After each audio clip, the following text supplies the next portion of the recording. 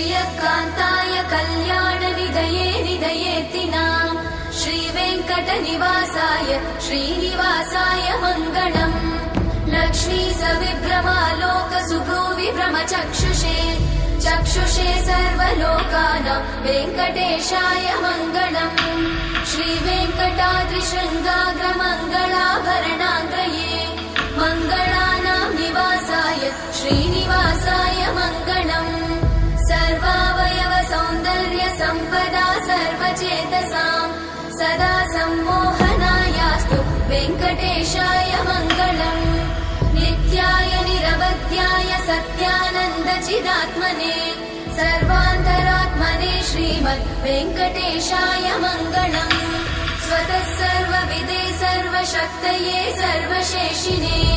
सुलभाय सुशीलाय वेङ्कटेशाय मङ्गलम्